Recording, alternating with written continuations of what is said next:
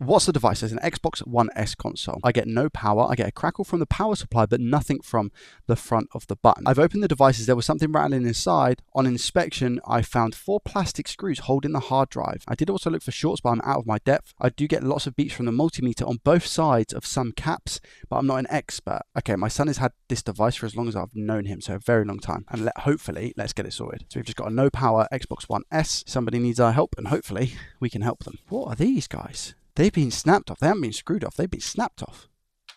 Look at that. All of them. So they're like I want to say like a T8. And they have just been, all of them have been snapped off. Okay, that's interesting. So it has been opened before, right? Yep. And I can hear something rattling around, which is going to be maybe the hard drive caddy or something. Let's try and power it. Do I try and give this power? Yeah, I do. Okay, I heard a slight crackle. Let's see. No, nothing. All right. I'm really excited. I've not worked on an Xbox One S in a while because of, like I was saying earlier, when it comes to the profit or loss side of things, they are not worth buying. So I'm really excited to take a look at this and see if we can work out exactly what's going on. Xbox One S consoles are one of my favorite consoles to work on. It's just a shame that I can't necessarily buy them for the profit or loss anymore. This has already been broken off. Sounds okay. How long is it going to last for? That's the question. There's a bit of plastic there. A few bits of plastic have come off. Turn this around. First looks, here we go. A little bit dusty. That's okay. Ah, yeah, the actual caddy itself has been dispatched. I will sort that in a second. Let me put that back on then and remove the other screws now that I know exactly what's going on. And I'll show you in a second once I get a little bit more of a close-up. And do you know what? Even if I don't have to tear down, I'm going to look at changing out the thermal paste as well, because these consoles are so old now. They at least deserve to have the thermal paste sorted, irrespective of anything else that's wrong with them. My bet with this console is going to be the power rail, hopefully, on the 12-volt line. There's a line of MOSFETs there, which tend to go bad. I'm really hoping it's going to be something like that. I love those fixes. They're very pleasing, you know? Very, very pleasing. I'm hoping it's not just a dud power supply, but I'll check that. Be one of the first things I'm going to check here. I'm going to take out the caddy, and now that I've got access to here, I'm going to remove the hard drive. Okay, that's all of those. We've got some of this stuff coming out. Let's take out the power supply and give that a test. Or, I'll tell you what will be quicker. Let me get my multimeter up and we'll just see if we've got a short on the 12-volt line. I hope it'll be a MOSFET issue as well. I'm looking forward to that if that is the case. Right, let's see if we've got a short. So we put the meter into continuity mode, and we don't want 12 volts being shorted with ground, do we? We don't want that. Nobody wants that. Let's see if that is the case. So if the multimeter beeps, we're in trouble. Good trouble. Okay, well, it's not good trouble. I mean, we've got 700 ohms there. I think is pretty much standard and normal. I'm going to plug in the power supply and see if I get anything coming out of that, because if not, then this might just be a simple power supply swap, which would be nice for the fact of being able to help somebody out, you know? As far as interesting fixes go, not necessarily, but I'd rather be able to help someone out than obviously have an interesting fix. Let's see if we have 12 volts on this power supply. Ready? Moment of truth. We do. Okay, so we don't have a 12 volt short, and we've got 12 volts on our power supply. This right here is a rarity. I can only count maybe on one hand where that has happened. I don't know whether to be excited or sad, because it usually ends up in the bad pile, but I'm really hoping that's not the case with this console. So let's dig a little bit deeper here and see if we can work out exactly why it is that we're not getting a power on situation right now. Everything's been removed, so I should be able to lift this up. I can't see on the chassis anything that would be detrimental. Just quickly, is going to be a visual inspection to see if there's any caps that look horrendous. But to be honest with you, on the face of it, I can't see anything that would indicate an issue straight off the bat. Now, I'm going to use my favorite tool. This tool will save you the most time out of your whole toolkit. Take that.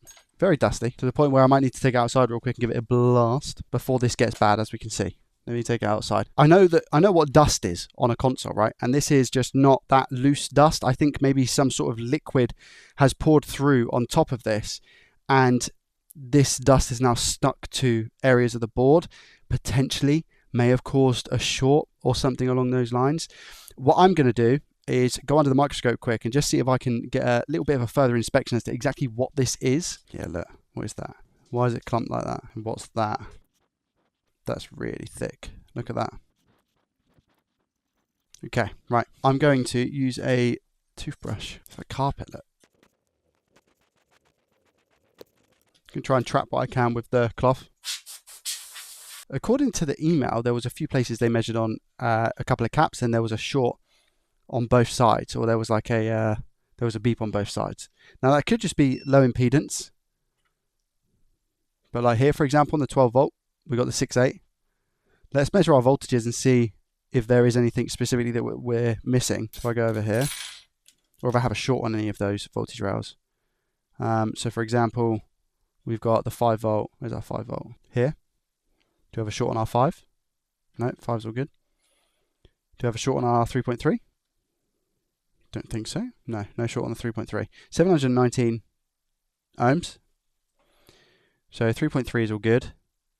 We need to look at our 1.8 and 1.1, which I believe are a bit further down. 1.1, 1.8, here we go. So let's just, again, ground that. 1.8 is 560 ohms. 1.1 is 700 and climbing. I'm just going to check the button on here.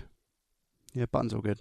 By looks, anyway. Where's he got these caps that have a short on both sides then? I thought I found it then. That would have been way too easy. What about the power management IC? Can't find anything checking for shorts. Let me check the ports. Ports look quote unquote okay. Let me try and power it on, because technically everything's okay. So why on earth would it not at least power on? The check button doesn't do anything either. Do we get our volts? 12 volts? 0.5 on the 3.3. We get 5 on the 5. We get 5 on the 5, but we get 0.55 on the 3.3. 3.3 standby, we get 0.55. And then I'm going to go ahead and assume we don't get our 1.8 and 1.1 because of that, right? Oh, we get 1.1. And we get 1.8. We just don't get our 3.3. It's 0.55. How strange. So where's the 3.3? Do I just go ahead and inject like 1 volt on the 3.3 because it's not measuring? It's coming up with 5 something instead. Where's our 5 volt to 3.3? Where's that chip? Where's our 5 volt to 3.3? I'm sure there's a chip for that. I'm thinking it's like one of these.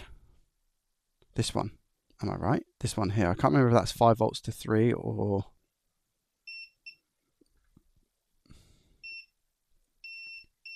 Hold on. Okay, 30 ohms. This chip or this cap? I'm sure we're not meant to have low impedance there. I'm pretty sure. Let me grab a donor. Have we found this? Donor board. Lord only knows what's wrong with it. Yep, no short. So I think it's going to be this IC. Is what my guess would be, because we don't have 30 ohms there worth of resistance. I think it's going to be that IC itself. That's where we have our issue. So I might be able to use that one specifically. I just don't know whether to remove the cap first and to retest, or if it's just going to be that chip. Is that a mark here? I can't tell. What a cushy little result this will be. That's not on properly, so hopefully I don't lose it. Let's measure again. Do we still get our 30 ohms? Because you can have a cap go partially bad. I've had it before. I thought it was a myth, but it can happen. I think it is that chip. Let's get the chip off, and then if I still have the short there, the 30 ohm short, I'll look to inject voltage.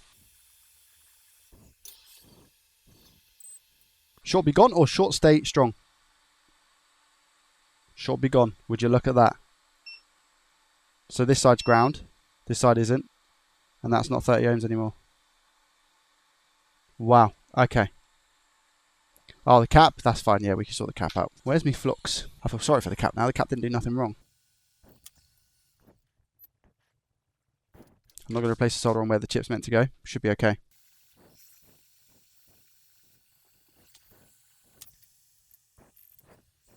Roughly in the right location. What I'm doing now is just coming back in with the hot air to make sure that it sits nice and flat on all of that solder. There it goes, see that? Nice, that should all be connected. And we'll come in and sort the cap out. A little bit of flux. Shimmy it in place, watch this. Magic. Okay.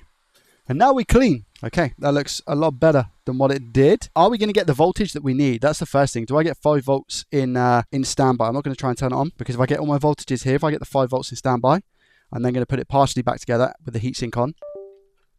I mean, that sounds good. Do we get 5? Yeah. Do we get 1.1? Yeah, 1.8. And we know we got 12. Do we get 3.3? Yo, we get 3.3. Okay, all right. So is this going to work? That's the question. I don't know. I've got a good feeling about it.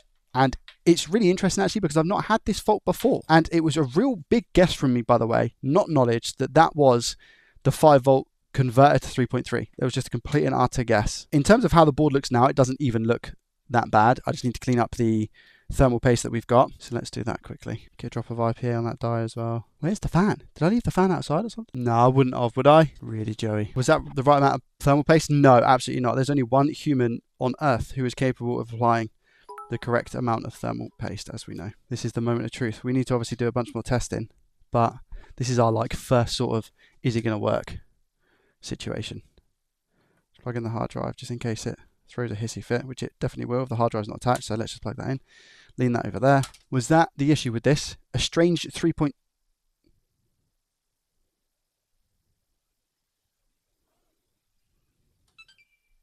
Well, I mean, I didn't get a chance to test it because I think it's on the auto, not auto sleep, but auto wake up mode, because I think that's what happens when you plug the power in. The fan just starts spinning and doing its thing. But yay! I think it's working. I'm just going to really quickly, I've got heat is going to be fine with this. I'm just going to plug in a HDMI lead real quick and just see if I get a display. And it hasn't beeped off as well, which is really, really good. I'm just going to see if I get a display. The Xbox console is designed to automatically shut down to protect it from insufficient ventilation. I don't know what that chip is responsible for, but I only had 0.5 volts where I meant to have 3.3. I swapped that chip out. I then had 3.3. So I feel like it's a converter from a 5 volt to a 3.3. The strange thing is that I had the voltages, the 1.8 and the 1.1, which obviously go down the chain. So yeah, a bit strange, but nonetheless, I think we're fixed. Oh, the screws are in here. I've already got the screws. The final piece of the puzzle. Let's put that on. Now, let me just confirm that it actually works. Can you imagine if I put this back together and now all of a sudden it doesn't work? Power's on. Just to show you guys as well, over to the game card capture screen. There we go. Would you look at that? Sweet. That is this Xbox completely and utterly butterly fixed. All right, so I can send this Xbox back now, and that is another free fix completed. I'm hoping that the person will be happy. I'm assuming that they will be. I'm sure they will be. But our streak is looking good. That was an issue that I've never actually personally come across when fixing an Xbox One S, and that makes me happy because I learnt today. So that's good. And this right here is a post-editing Joey just saying thank you very, very much for watching. I hope you enjoyed this one. Did you learn this today? Was this something new to you? If so, leave it in the comment section down below. Hit the thumbs up button if you did enjoy. Subscribe to the channel if you're new around here. And as always, I shall see you in the next one. Peace.